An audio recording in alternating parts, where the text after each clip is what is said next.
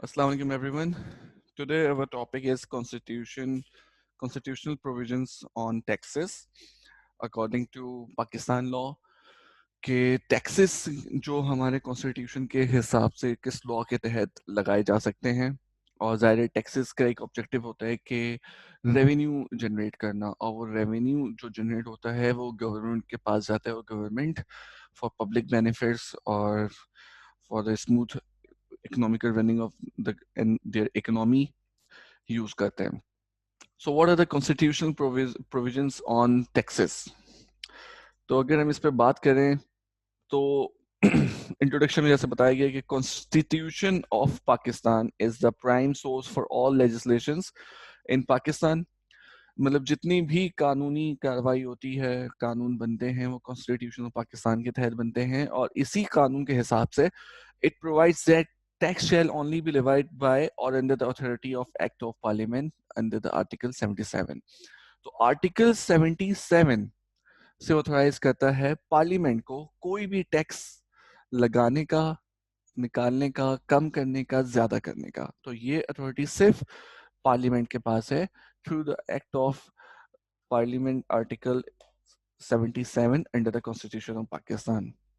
आज के जो हमारा टॉपिक है वो इसी पे है, जिसमें हमारा मेन जो टॉपिक है वो फेडरल फाइनेंशियल प्रोसीजर्स है relating to the implication or legislations of taxation system under the Pakistan through Article 77. So second paragraph में जैसे बात कर रहे हैं, the constitutions distribute power among federation and provinces. Constitution ने पावर का मतलब है कि प्रोविंसेस के कुछ अलग पावर हैं, फेडरेशन जो कि आपका फेडरल है उसकी एक अलग पावर है.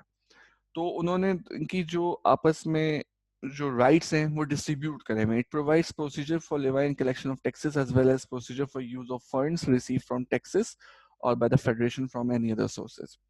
हम बहुत दफा सुनते हैं कि एनएफसी अवार्ड नहीं मिला या हमें टैक्स में कम हिस्सा दिया गया. इसके बहुत से प्रोसीजर्स है जो हम आगे जाके देखेंगे. लाइक फेडरल अगर टैक्स कलेक्ट कर रही है तो उसका कुछ हिस्सा उसको प्रोविंस को डिस्ट्रीब्यूट करना है. इसी तरह प्रोविंस को भी कुछ हिस्सा जो उनके प्रोविंस में टैक्स कलेक्शन हो रही है तो कभी कभी उनको फेडरल को कंट्रीब्यूट करना पड़ता है according to the constitution of Pakistan. तो आज हम पढ़ेंगे सबसे पहले फेडरल फाइनेंशियल प्रोसीजर. इसको स्टार्ट करते हैं आर्टिकल 78 से, जिसमें बात होती है फेडरल कंसोलिडेटेड फंड की एंड पब्लिक अकाउंट्स की, कि ये दो चीजें कौन सी होती हैं. बहुत दफा सुनते हैं कि पब्लिक अकाउंट्स कमेटी के जो चेयरमैन हैं, जो भी कुछ शहबाज शरीफ थे, वो नहीं आए. एक्चुअली पब्लिक अकाउंट्स होता क्या है, फेडरल कंसोलिडेटेड फंड होता क्या है, सबसे पहले ये मालूम होना जरूरी है. All revenues received by the federal government, all loans raised by that government, and all monies received by it in repayment of any loan shall form part of a consolidated fund to be known as the federal consolidated fund. Federal government जितनी भी revenue generate कर रहा है, इसके अलावा जितनी भी loan raise कर रहा है और जितनी मनी रिसीव कर रहा है और लोन को पे करने में भी जितने पैसे जा रहे हैं, ये तमाम चीजें आपकी फेडरल कंसोलिडेटेड फंड में का पार्ट होती हैं. ठीक है. और इसके अलावा all other monies received by on behalf of the federal government or received by or deposited with the Supreme Court or any other court established under the authority of federation shall be credited to the public account of the federation. तो दो चीजें यहाँ पे clear हो गई हैं. एक आपका फेडरल कंसोलिडेटेड फंड का अकाउंट है और एक आपका पब्लिक अकाउंट है. अगर आपने कोई लोन लिया है किसी लाइक वर्ल्ड बैंक से, आईएमएफ से या किसी दूसरी कंट्री से, तो वो लोन आपका जाके डिपॉजिट होगा फेडरल कंसोलिडेटेड फंड में. इसके अलावा अगर फेडरल गवर्नमेंट, यहाँ पे federal government not provincial government, federal government को रेवेन्यू जनरेट कर रही है, लाइक कोई टैक्स कलेक्ट कर रही है या कोई और रेवेन्यू है उनका, वो तमाम रेवेन्यू जाएंगे फेडरल कंसोलिडेटेड फंड के अंदर. और अगर वो लोन को रीपे कर रही है तो भी फेडरल कंसोलिडेटेड फंड से वो आउटफ्लो होगा.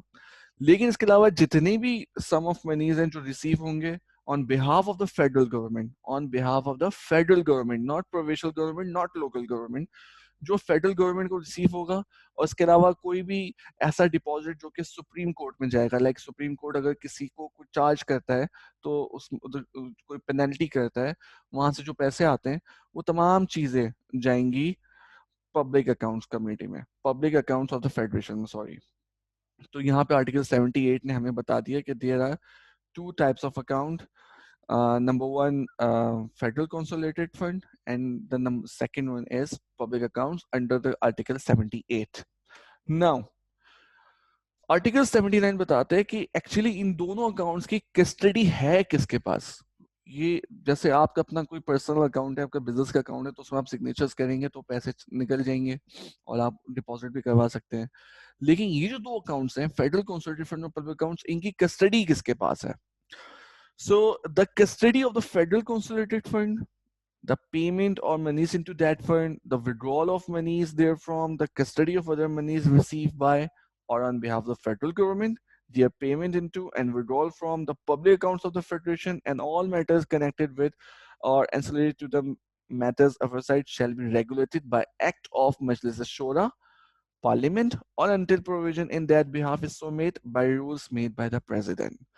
Federal consolidated fund public accounts में पैसे आएंगे, पैसे जाएंगे, कितने पैसे आ रहे हैं, कितने पैसे जा रहे हैं, इन सब को जो अलाउ करेगा वो अलाउ करेगी सिर्फ और सिर्फ Majlis Shura, that is the parliament.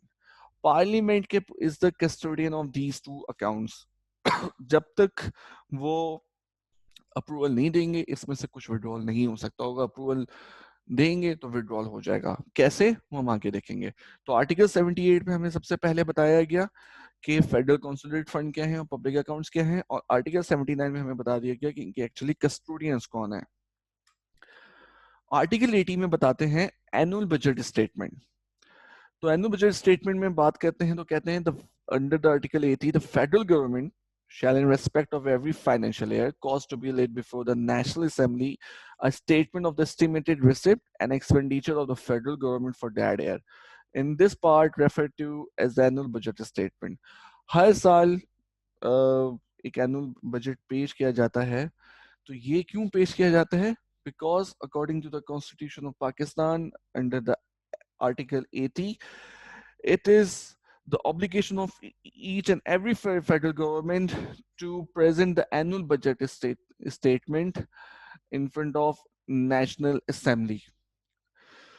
ये जो नेशनल असेंबली में पेश करेंगे वो आपका एनुअल बजट स्टेटमेंट है. अब एनुअल बजट स्टेटमेंट में होगा क्या? The annual budget statement shall show separately the sum required to meet expenditures described by the Constitution as expenditures charged upon the Federal Consolidated Fund.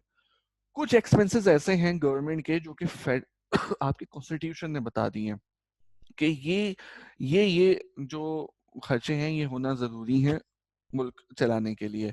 Like आपके supreme court के खर्चे, आपके prime minister house के खर्चे, ये हम आगे जाके देखेंगे कौन कौन से होते हैं. तो एक तो वो सम हो गया जो कि कॉन्स्टिट्यूशन ने बोला कि भाई ये खर्चे तो होना जरूरी है, ये आप बताएंगे. दूसरा वो कहते हैं and the sum required to meet other expenditures. इसके अलावा जो एक्सपेंडिचर्स करना चाह रही है government, propose to be made from the federal consolidated fund, जो कि फेडरल कंसोलिडेटेड फंड से उसके पैसे निकालना चाह रही है गवर्नमेंट, वो आप अलग से बताएंगे. तो यहाँ पे दो चीजें हो गई. सबसे पहले गवर्नमेंट ने एक्सपेंडिचर्स बताए जो कॉन्स्टिट्यूशन ने बोले, और दूसरे एक्सपेंडिचर्स बताए जो कि कॉन्स्टिट्यूशन ने नहीं बोले, जो वो खुद प्रपोज कर रही है, उसका विड्रॉल चाह रही है फेडरल कंसोलिडेटेड फंड से. And the annual budget statement shall distinguish expenditure on revenue account from other expenditure. तो एनुअल बजट स्टेटमेंट में आप डिस्टिंग्विश करेंगे एक्सपेंडिचर्स को रेवेन्यू अकाउंट से और अदर एक्सपेंडिचर से भी. तो ये चीजें होना जरूरी है अंडर आर्टिकल 80. अब जब हमने आर्टिकल 80 में पढ़ा कि कुछ एक्सपेंडिचर्स ऐसे होते हैं जो कि कॉन्स्टिट्यूशन ने हमें बता दिए कि ये एक्सपेंडिचर्स तो होंगे आपके और ये आपको पे करने हैं, तो उसको आप अलग से बताएंगे. अब ये एक्सपेंडिचर्स होते कौन से हैं? Under Article 81 of the Constitution of Pakistan, the following expenditure shall be expenditure charged upon the Federal Consolidated Fund. ये जो expenditures हैं ये Federal Consolidated Funds के through होंगे. First of all, the remuneration payable to the President, and then the other expenditures were relating to his office, and the remuneration payable. अच्छा, remuneration payable तो अभी छोड़ दें. First line में अगर हम आते हैं तो President की जितनी भी remuneration है और उनके ऑफिस की, प्रेसिडेंट ऑफिस, प्रेसिडेंट सेक्रेटरीट में जितने भी लोग काम कर रहे हैं उनके ऑफिस की जितनी भी एक्सपेंडिचर्स हैं, सैलरीज हैं या डेली रूटीन के एक्सपेंसेस हैं, प्रेसिडेंट की अपनी सैलरी है, प्रेसिडेंट हाउस के डिफरेंट सैलरीज, उनकी यूटिलिटीज के बिल्स हैं, ये तमाम एक्सपेंसेस आप पे करेंगे फेडरल कंसोलिडेटेड फंड से। सेकंड पे आ जाए, and the remuneration payable to the judges of the Supreme Court and Islamabad High Court. Supreme court का जो जज होगा और इस्लामाबाद हाई कोर्ट का जो जज होंगे, उनके तो सबके उनकी सैलरी के एक्सपेंसेस सारे के सारे जाएंगे फेडरल कंसोलिडेटेड फंड से, नॉट पब्लिक अकाउंट्स। यहाँ पे किसी और हाई कोर्ट की बात नहीं हो रही, सिर्फ फेडरल की बात हो रही है। फेडरल आपका इस्लामाबाद है, तो इस्लामाबाद में हाई कोर्ट जो होगा, इस्लामाबाद का हाई कोर्ट और सुप्रीम कोर्ट, इन दो के जितने भी जजेस हैं उन सबकी सैलरी आपकी जाएगी फेडरल कंसोलिडेटेड फंड से। इसके अलावा द चीफ इलेक्शन कमिश्नर, जो आपके इलेक्शन कमिश्नर के चीफ हैं, उनकी जितने भी एक्सपेंसेस हैं, रेम्युनरेशन जो आप उनको सैलरी दे रहे हैं, वो सब चीजें जाएंगी फेडरल कंसोलिडेटेड फंड से। The chairman and the deputy chairman, the speaker and the deputy speaker of the national assembly, तो नेशनल असेंबली के जो चेयरमैन होगा और जो डिप्टी चेयरमैन होगा, इसके अलावा जो स्पीकर होगा, जो डिप्टी स्पीकर होगा, इन सब की रेम्युनरेशन पेएबल है via federal consolidated fund. The auditor general, ये एजी ऑफिस के जितने भी आपके एक्सपेंसेस हैं ये पे करेंगे ऑडिटर जनरल के फेडरल कंसोलिडेटेड फंड से। वही आर्टिकल कंटिन्यू है जिसमें आगे बता रहे हैं, the administrative expenses including the remuneration payable to officers and servants of the Supreme Court, the Islamabad High Court, the Department of the Audit Journal, the Office of the Chief Election Commissioner and of the Election Commission and the Secretariats of the Senate and the National Assembly. पहले तो उन्होंने designations बता दी थी कि इस designation में जो लोग हैं इनके रेम्युनरेशन जाएंगे फेडरल कंसोलिडेटेड फंड से। अब बात हो रही है कि supreme court, Islamabad high court, auditor general और चीफ इलेक्शन कमिश्नर और secretariat of senate and national assembly के जितने भी ऑफिसर्स हैं, जितने भी सर्वेंट्स हैं, इन और जितने भी वहाँ एडमिनिस्ट्रेटिव एक्सपेंसेस हैं, इन सब की पेमेंट होगी आपकी फेडरल कंसोलिडेटेड फंड से अंडर द आर्टिकल 81। ठीक है। Second point, all debt charges for which the federal government is liable, including interest, sinking fund charges, the repayment or amortization of capital and other expenditure in connection with the raising of loans, and the service and redemption of debt on the security of the federal government, federal consolidated fund. जितने भी आपके date के charges हैं जो कि federal government liable है पे करने के लिए, लाइक आपने लोन लिया हुआ है आईएमएफ से, वर्ल्ड बैंक से या किसी दूसरी कंट्री से, उसके आप लोन पे इंटरेस्ट पे कर रहे हैं, वो इंटरेस्ट आप पे करेंगे फेडरल कंसोलिडेटेड फंड से। सिंकिंग फंड चार्जेस भी हैं, वो भी आप वहां से पे करेंगे। अगर आप रीपेमेंट कर रहे हैं लोन की, मैं पहले भी बता चुका था, वो भी आप करेंगे फेडरल कंसोलिडेटेड फंड से। अमोर्टाइजेशन ऑफ कैपिटल और उसके अलावा कोई और एक्सपेंसेस जो कि लोन रेज करने पे आपके लगे हैं, लाइक आपको आईएमएफ से लोन लेना था, फिर आपने अपने लोगों को वहां भेजा मुज़ाकरात करने के लिए, उनसे टेबल टॉक हुई, 2-3 दफा भेजा, वो जितने भी उनके ट्रैवलिंग एक्सपेंसेस हैं वो तमाम चीजें फेडरल कंसोलिडेटेड फंड से जाएगी। And the service and redemption of loan on the security, इसके अलावा मतलब ये जितनी भी चीजें हैं ये तमाम एक्सपेंसेस आपके फेडरल कंसोलिडेटेड फंड के। थर्ड में, any sum required to satisfy any judgement, decree और award against Pakistan by any court और ट्रिब्यूनल। अगर पाकिस्तान के खिलाफ कोई भी केस हो जाता है आलमी अदालत में, लेट्स सपोज कलभूषण का केस चल जाए, तो हम लोग वहां पे केस लड़ रहे हैं, तो वहां पे हमारे वकील भी गए हुए हैं। फर्स्ट ऑफ ऑल, ये जो वकील गए इनकी सैलरी भी आपकी जाएगी फेडरल कंसोलिडेटेड फंड से, ठीक है, क्योंकि वो पाकिस्तान का केस लड़ रहे हैं। अगर पाकिस्तान के खिलाफ किसी भी मुकदमे में कोई पेनल्टी लग जाती है, ठीक है, लाइक $1 मिलियन पे करने हैं, तो $1 मिलियन जो पेनल्टी पाकिस्तान पे करेगा वो करेगा फेडरल कंसोलिडेटेड फंड से, not public account, according to the section 81। Fourth, any other sum declare by the constitution और by act of Majlis Shura to B so charge. अगर इसके अलावा कोई भी अलग से कोई अमाउंट अगर अप्रूव हो जाए मजलिस शूरा की तरफ से या कॉन्स्टिट्यूशन ने बोली हुई है, तो वो सब भी फेडरल कंसोलिडेटेड फंड से जाएंगी। तो ये वो अमाउंट्स थी अंडर आर्टिकल 81 जो फेडरल कंसोलिडेटेड फंड से जाएंगी। मैं एक दफा फिर से अगर रिवाइज करूं, तो हमने सबसे पहले देखा कि under article 77 under article 77, under article 77 हमें जो जितने जितने भी टैक्स पे करने पड़ते हैं वो हम टैक्स पे करते हैं। एंड जितने भी टैक्स के रूल्स हैं वो गवर्नमेंट बनाती है अंडर आर्टिकल 77। अंडर आर्टिकल 78 आपके बताया गया है कि फेडरल कॉन्सोलिडेटेड फंड कौन से होते हैं, पब्लिक अकाउंट्स कौन से होते हैं। अंडर आर्टिकल 79 बताया गया है कि पब्लिक अकाउंट्स और फेडरल कॉन्सोलिडेटेड फंड की कस्टोडियन कौन है। और आर्टिकल 80 में बताया गया एनुअल बजट स्टेटमेंट का आपका प्रोसीजर। और आर्टिकल 81 में बताया गया है कि जो फेडरल कॉन्सोलिडेटेड फंड से जो सम चार्ज होंगे वो कौन कौन से होंगे। अब बात करें अगर आर्टिकल 80 नहीं, अगर आर्टिकल 82 की बात करें तो प्रोसीजर तो प्रो, तो procedure relating to annual budget statement आपका है क्या। फर्स्ट पॉइंट में वो बोलते हैं कि एनुअल बजट स्टेटमेंट में आप बताएंगे कि federal annual budget statement related to expenditure charge upon the federal consolidated fund may be discussed in but shall not be submitted to the vote of the national assembly. Annual budget statement में जो expenditures आपने बताएंगे कि ये constitution में लिखे हुए हैं, तो वो आप प्रेजेंट कर सकते हैं, जरूरी नहीं है आप उसकी वोटिंग करवाएं। ठीक है। नेक्स्ट पॉइंट में वो बोलते हैं कि annual budget statement related to other expenditure shall be submitted to the national assembly in the form of demand for grants. अगर आप नेशनल असेंबली में कोई ग्रांट की डिमांड कर रहे हैं या assembly shall and the assembly shall have power to assent or refuse to assent to any demand or to assent to any demand subject to reduction of the amount specified therein। First point में तो बोल दिया कि कुछ expenditures जो कि federal consolidated fund से आपके जाते ही जाते हैं, जो कॉन्स्टिट्यूशन में लिखे हैं वो आप डिस्कस कर सकते हैं, उसकी वोटिंग की जरूरत नहीं है। लेकिन उसके अलावा जो चीजें हैं, अगर आपको कोई और सम ऑफ मनी चाहिए तो आप उसकी डिमांड कर सकते हैं, लेकिन वो फिर उसका जो पावर है वो असेंबली के पास होगी कि वो उसको असेंट करती है या रिफ्यूज करते हैं। थर्ड में कि however for a period of 10 years from the commencing day or on the holding of the second general election of the National Assembly whichever occurs later,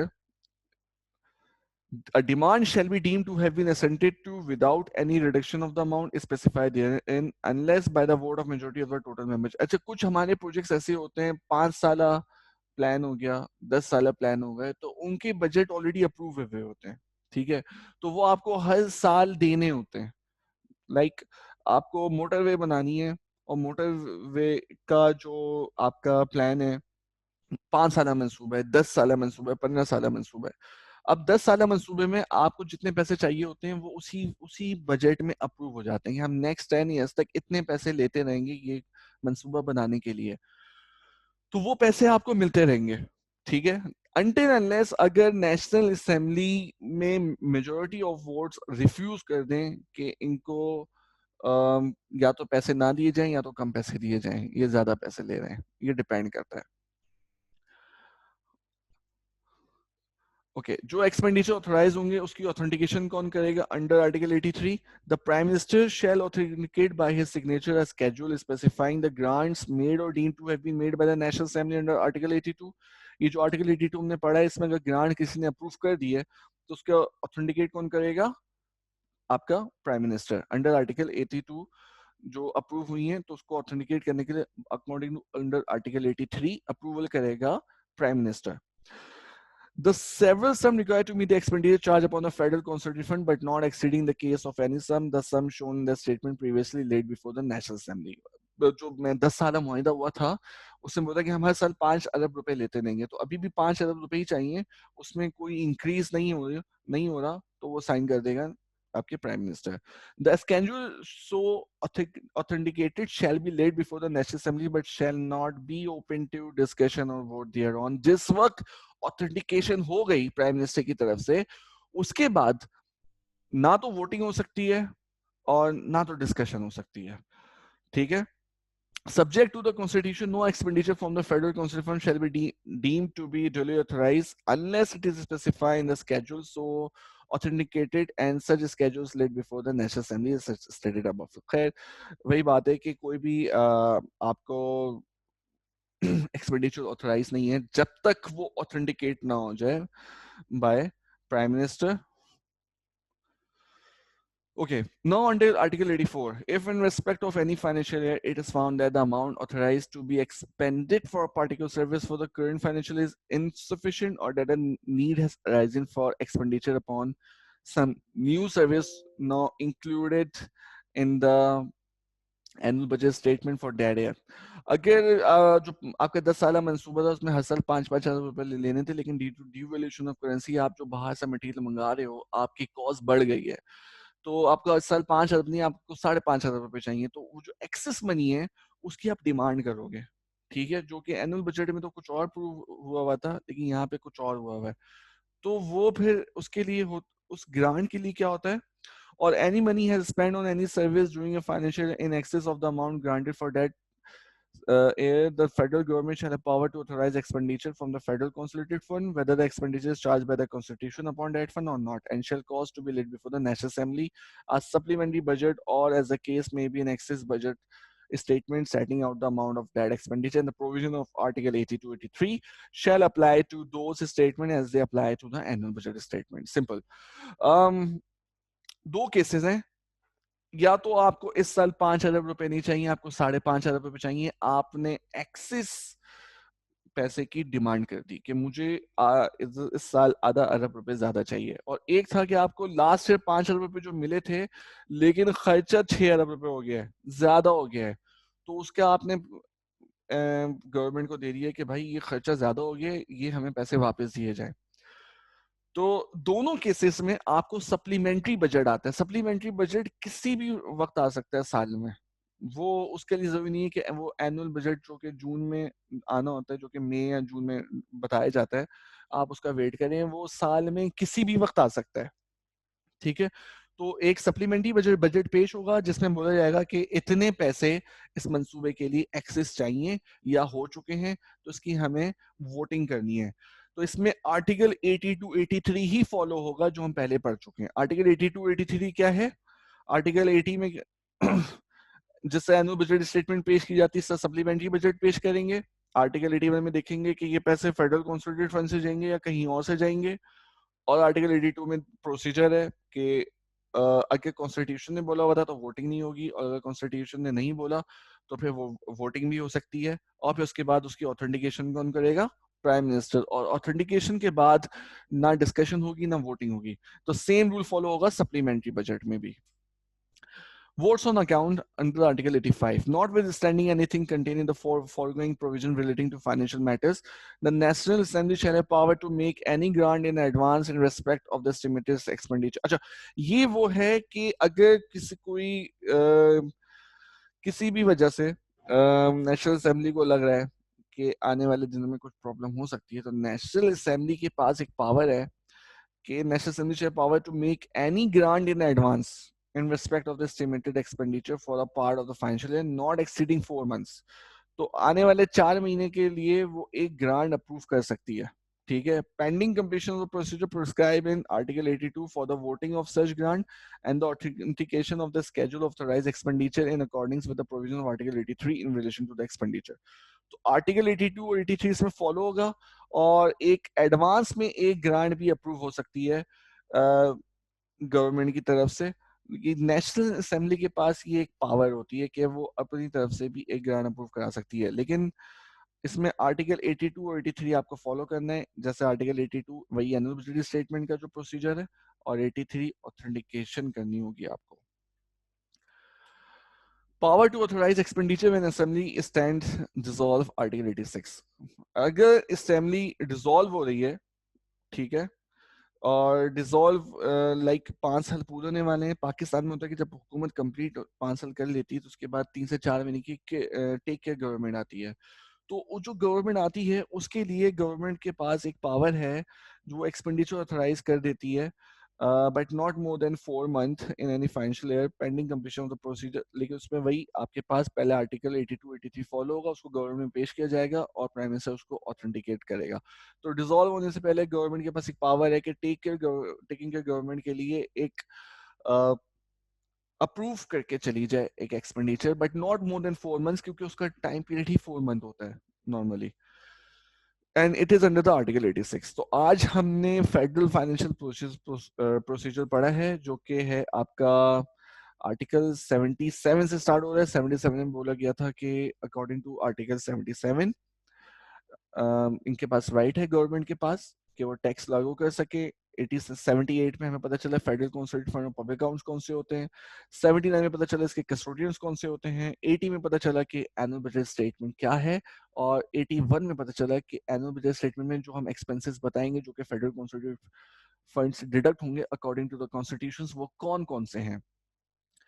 82 में हमें पता चला कि एनुअल बजट स्टेटमेंट की एक्चुअली प्रोसीजर क्या है। Article 83 ने हमें बताया कि उसको ऑथेंटिकेट कौन करेगा। आर्टिकल 84 में बताया कि अगर आपको कुछ एक्सेस ग्रांट चाहिए तो उसका सप्लीमेंट्री बजट का प्रोसीजर क्या है। आर्टिकल 85 में वोट्स ऑन अकाउंट्स का बताया कि कोई भी एक्सेस ग्रांट आप अप्रूव करा सकते हैं for the next 4 month. This is a power for national assembly कि वो अप्रूव करा लें, बट उसमें आर्टिकल 82 83 लागू होगा उसके बाद। और आर्टिकल 86 में है कि अगर कोई गवर्नमेंट डिसॉल्व हो रही है तो वो नेक्स्ट 4 मंथ के लिए सारे एक्सपेंडिचर्स पहले ही अप्रूव करके जा सकती है, बट अप्रूव करने से पहले उसको सेम प्रोसीजर फॉलो करने अंडर आर्टिकल 82